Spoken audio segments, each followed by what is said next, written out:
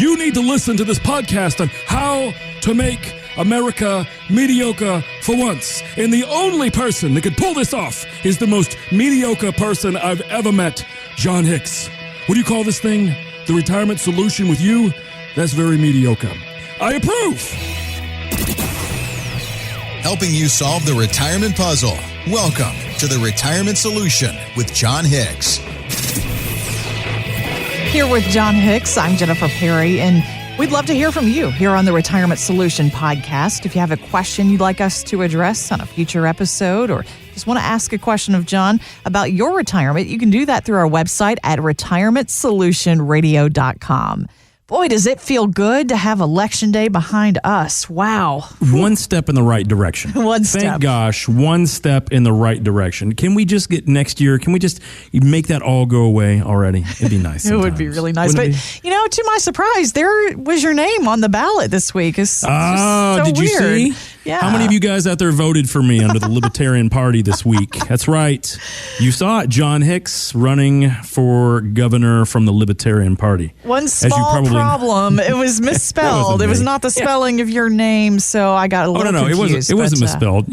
We know that's not me. The last thing I want to do is spend my life in politics, fighting for a bunch of, in your mind, good things that amount to nothing in the end. It's sad. It's a sad state of affairs. I like fighting against poverty and against stupidity of finances. That's what I like fighting for, Jennifer. That's right. And that's what I do every day. And you can't even elect me. That's right. I'm self-appointed.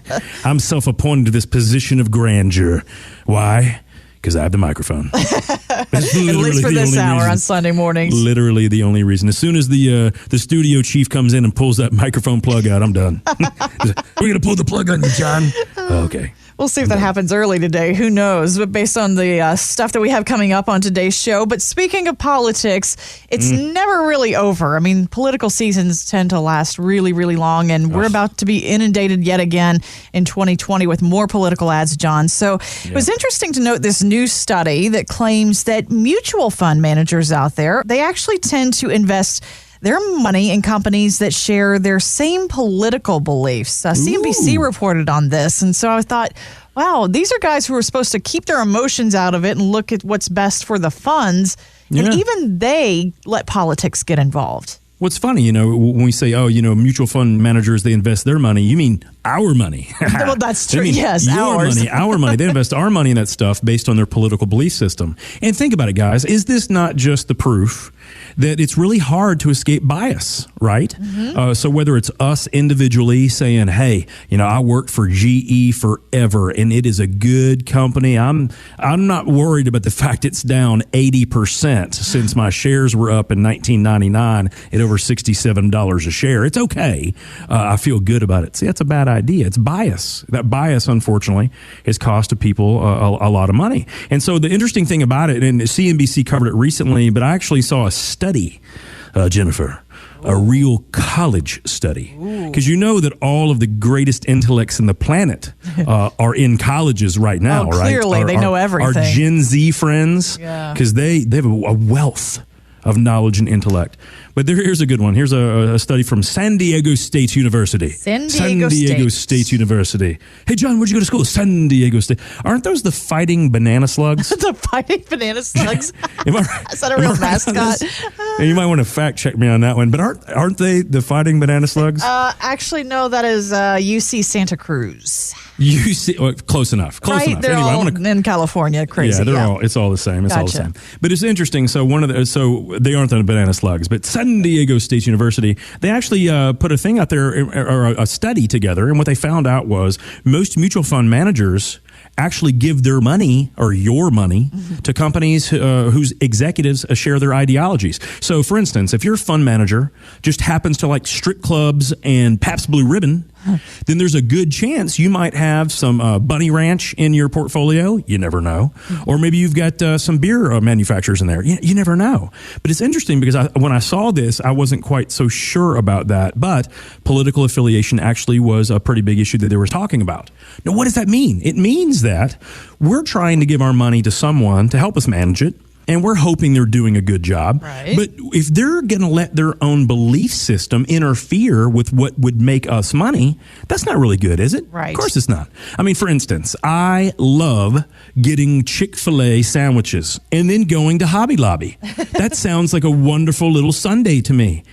Except for one problem, Jennifer. They're not open today, John. Neither one of those places are open on Sunday. And hey, guys, I respect it. I love that ideology where they don't serve because they let their employees off on that day. I find that to be very admirable. Unfortunately, that does not change my desire for a Chick-fil-A chicken sandwich and going to Hobby Lobby to stroll around with said sandwich on Sunday afternoon.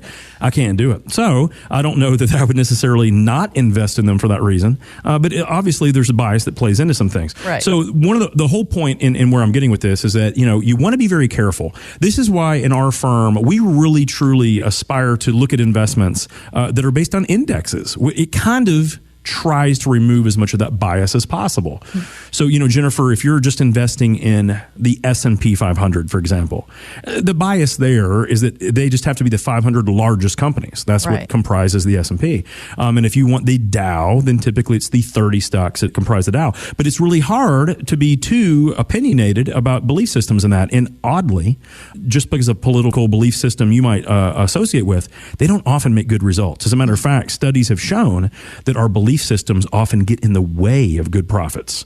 So it was very interesting. So whatever your belief system is, now that we kind of have some studies behind it, the banana slugs study, no, it wasn't banana slugs. It was San Diego State and CNBC. The whole point of this is understand, regardless of what happens in this upcoming political environment, I will promise you one thing. There's going to be a lot of volatility.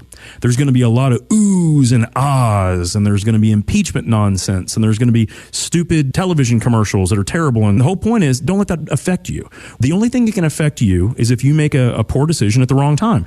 Right. If you are fearful that could happen, or if you're not sure if that could happen, it might mean you don't have the right financial plan.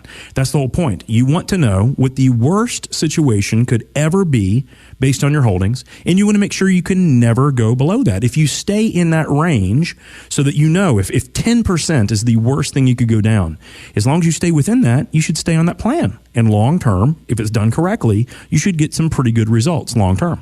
And so that's the whole point. So don't let your political belief system affect you this upcoming year, because guys, my fears is going to be a doozy. Right.